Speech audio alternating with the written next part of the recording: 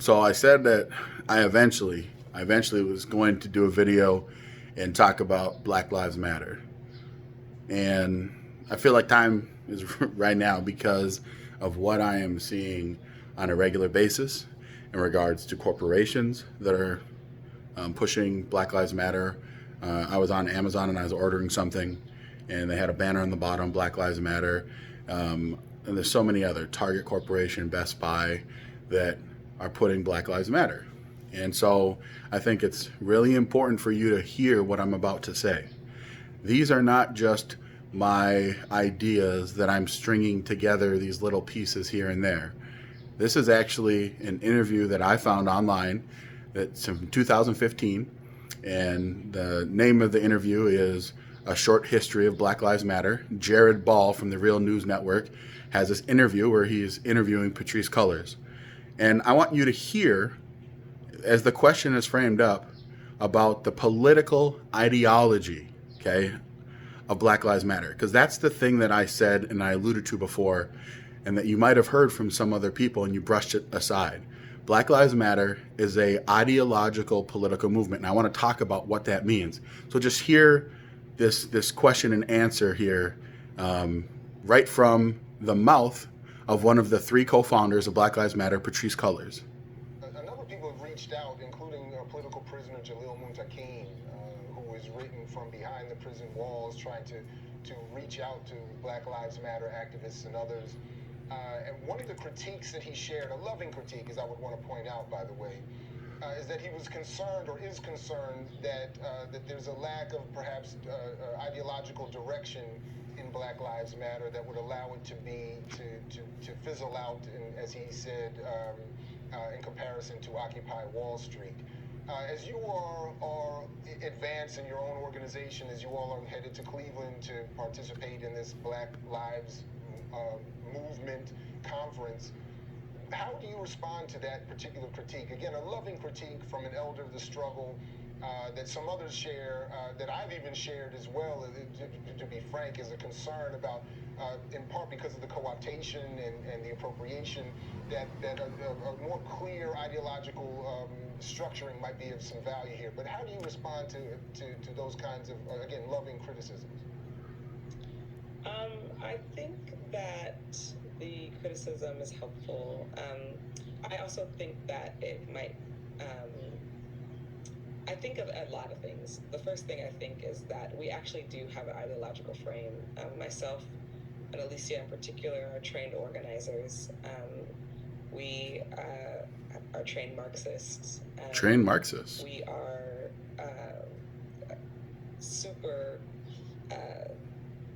versed on sort of ideological theories, and I think that what we really try to do is build a movement that could be utilized by many, many Black folk. We don't necessarily want to be the vanguard. So did you hear what she said? She said we are well trained on political activism. Me and Alicia. Alicia is one of the other founders of Black Lives Matter. And then she says we are trained Marxists. Now, those of you that haven't taken a political science class, I want to break down what a Marxist is. So back in the 1800s, there was a philosopher and sociologist by the name of Karl Marx. Now, I know that some of you are going to automatically jump straight into, well, that's communism. But I want you to think a little bit deeper about this, okay? Marxism had a social theory that he called the social conflict theory. And the idea behind the social conflict theory is that in a capitalist system, which is what we have in America, that eventually the workers, aka the proletariat, will rise up and overthrow the owners of capital, aka the bourgeoisie.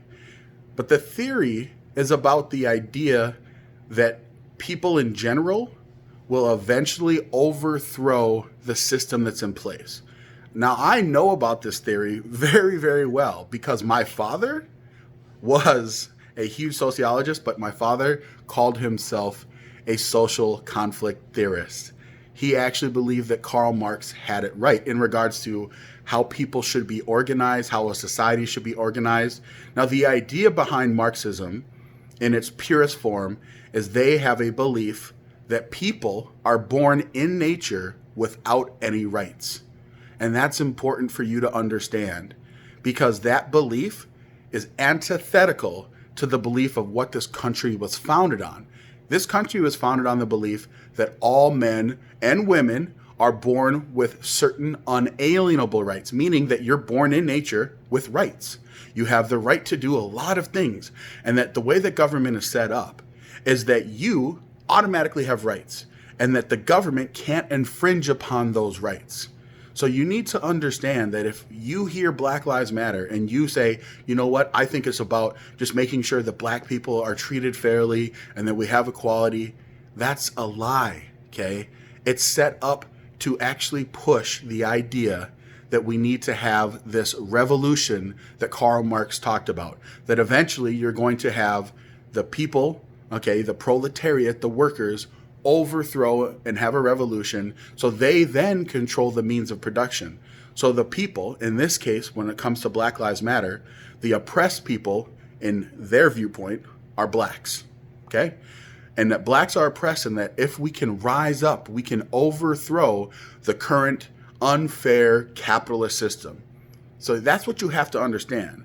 If you believe that Marxism, which then leads into socialism, which actually then turns into communism in its completed form, is the way that this country should be ran, then go ahead and support Black Lives Matter.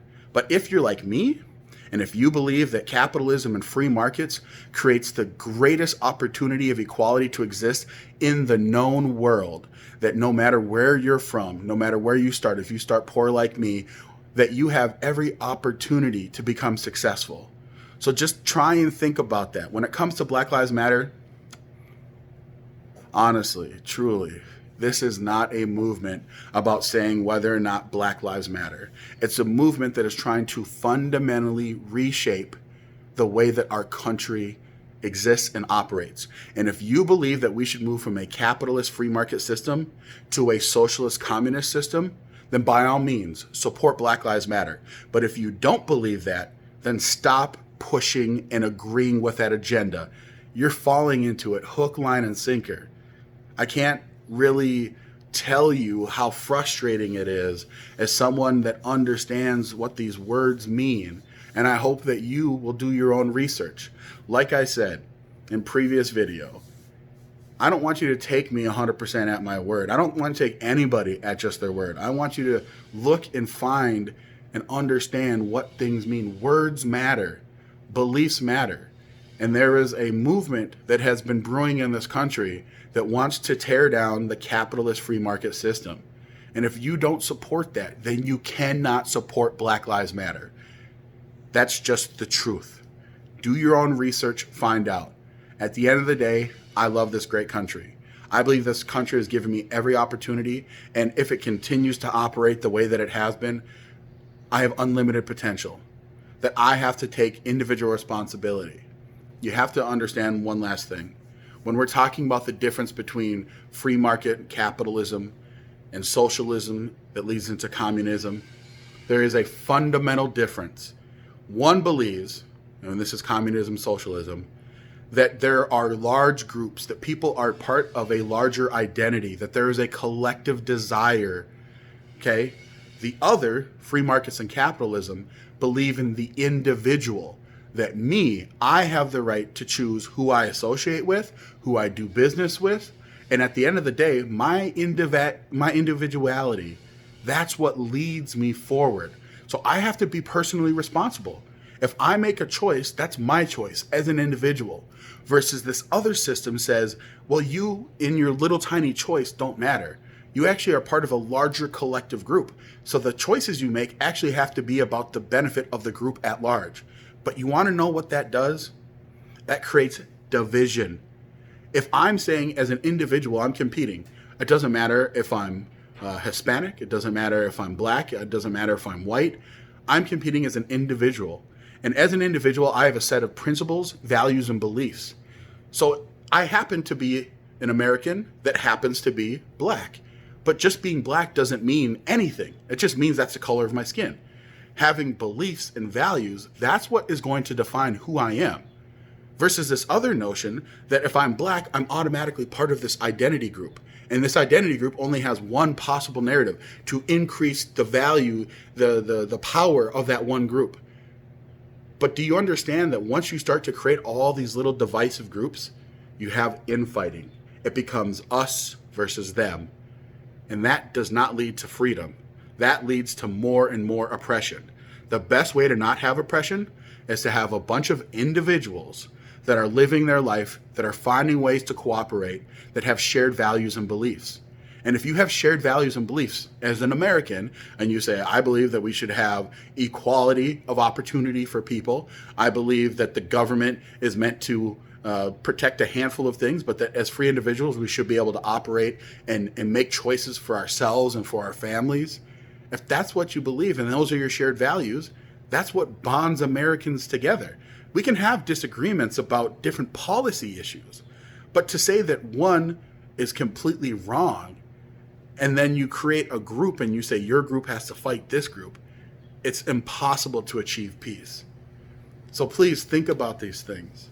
Try and understand that when someone is trying to move you in a certain way for a political belief, if you fall into it, if you buy into this belief that Black Lives Matter is just about Black Lives Mattering, you fell for it, hook, line, and sinker. It's about establishing a new political, social system. That's what it's about. They want to actually get rid of the system. And I'm not saying they're doing it because they're evil. I don't believe that. My father was not an evil man. My father loved me very much. But I do believe that that belief can lead to some dangerous places. I do believe that that belief in its practice doesn't ever work out. It doesn't work out in this world because greed happens. And as soon as greed happens and power happens, you start to get authoritarian regimes. So this idea that in a socialism or in a communist system, that the people are going to own the means of production and distribute it evenly amongst each other, there's always going to be a power vacuum. And whoever controls that will then control everything. And then you have authoritarianism. And then you definitely don't have any freedom. So just think about these things. Don't go around and just blindly say Black Lives Matter. Because for me, I believe that Black Lives Matter, as it shows, is a political, ideological movement. And the only way that I will say Black Lives Matter is if I believe in Karl Marx's conflict theory about socialism and communism. And that's what you should do. If you believe that, then go ahead and proudly say Black Lives Matter. If you don't believe it, then stop saying it. Stop spreading the message about revolution to overthrow the capitalist free market system. Those are my words. Thanks for listening.